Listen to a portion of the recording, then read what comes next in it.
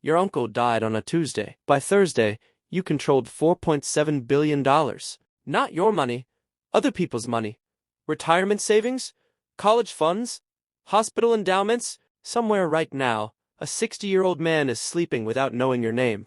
His retirement is in your hands. You have no idea what you're doing, and the market's open in 6 hours. You didn't know your uncle well.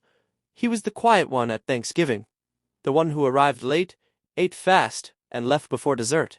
He wore the same watch for 30 years. He drove a 10-year-old Volvo.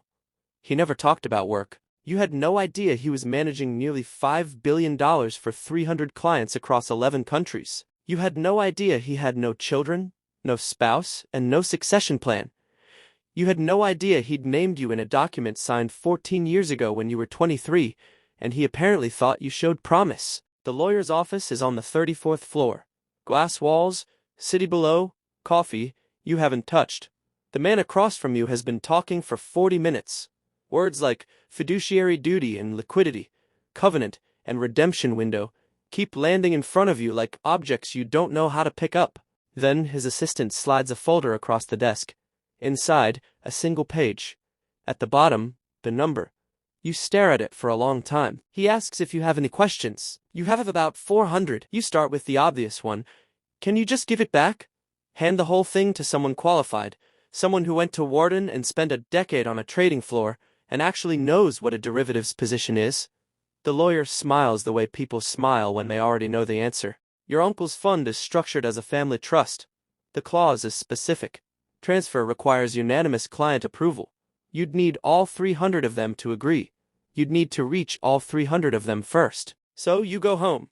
You sit at your kitchen table with a yellow legal pad, and you write down everything you know about hedge funds. You fill half a page. Then you open your laptop. You start reading. You read for 6 hours straight. By 2 a.m. you understand. Enough to know how much you don't understand. You pour the knowledge of half a decade of finance into one night, and come out the other side knowing exactly how far you have to go. That is not a comforting feeling when 300 people's retirements are sitting in accounts you now technically control. Your first call comes at 6:47 a.m. It's the fund's prime broker. He speaks quickly, assumes fluency, uses words like margin call and collateral threshold and counterparty exposure. You write everything down and tell him you'll call back. He pauses. He says the situation is time-sensitive. You tell him you understand. You call back 20 minutes later, having Googled every term he used. You get through the call. Barely. By the end of the first week, you have assembled a small team. The fund had 2 analysts already. You keep them. You hire a compliance officer who used to work at the SEC and charges more per hour than your old monthly salary. You find a consultant, a former fund manager who semi-retired to teach at a university, and agreed to advise you for a fee that makes your eye twitch when the invoice arrives every Friday. They are good people. They know what they're doing. But they work for you. Every decision, every position, every trade still requires your signature. The weight of that does not arrive all at once. It accumulates, the way debt does, quietly, until one morning you notice it has been there a while. The clients start calling in week 2. Most of them are polite. Careful. They express condolences for your uncle and ask measured questions about continuity of strategy and portfolio positioning. You answer everything through the compliance officer who coaches you beforehand on exactly what you can and cannot say. But one client calls on a Thursday afternoon and skips the pleasantries entirely. He has $11 million in the fund. He is 61 years old. He worked 40 years for it. You know this because he tells you, not as a complaint, as a fact, the way someone states their name. He is retiring in 4 years. His wife wants to move somewhere with a garden. He wants to know, in plain language, whether his money is safe. You tell him yes. Your voice is steady. You believe it when you say it. You believe it because your analyst ran the numbers this morning and the positioning is sound, and there is no rational reason to tell him otherwise. All of that is true.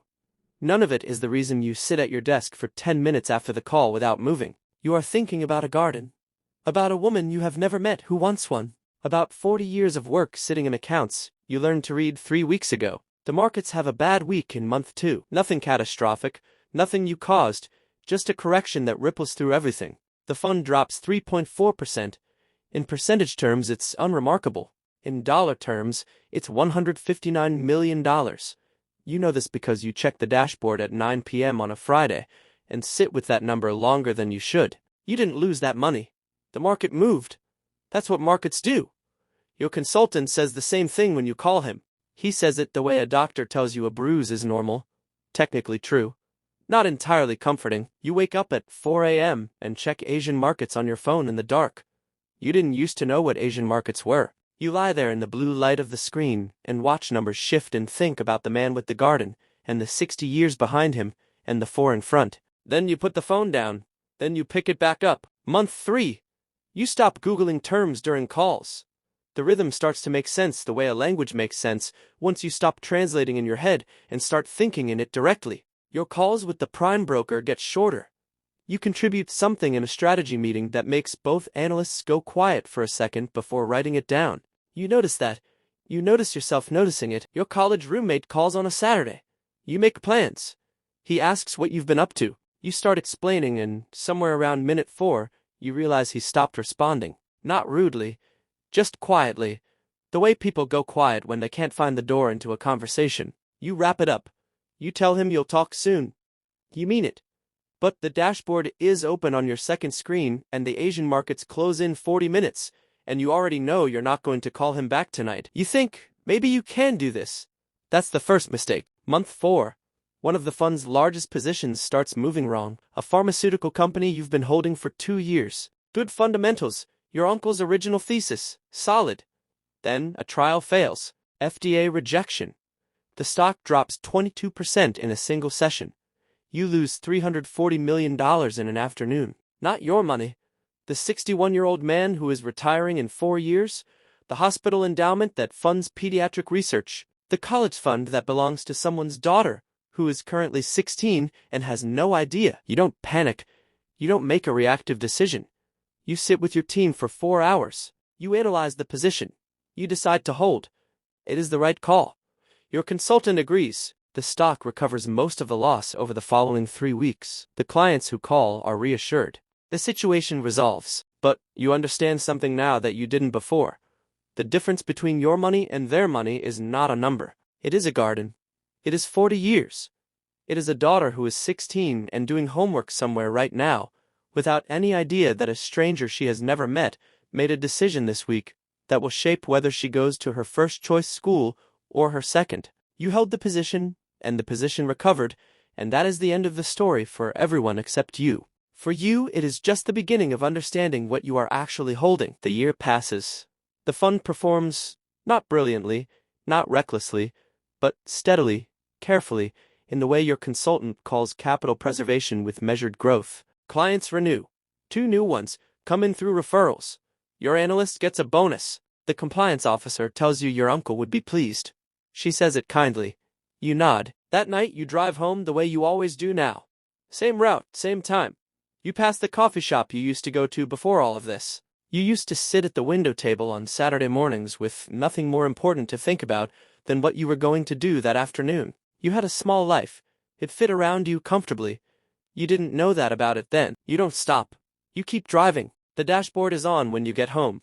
Positions, exposure, overnight risk, a calendar with tomorrow's calls already loaded. On the screen, the positions breathe. Green and red, shifting. 300 people are asleep right now. The man who wants to retire in 4 years. The hospital that funds the pediatric ward. Your uncle built this over 19 years and you've held it for one. The markets don't know that. The markets don't care who you are or how you got here or what you understood when you started. They were open before you inherited this. They'll be open after. You watch the numbers move.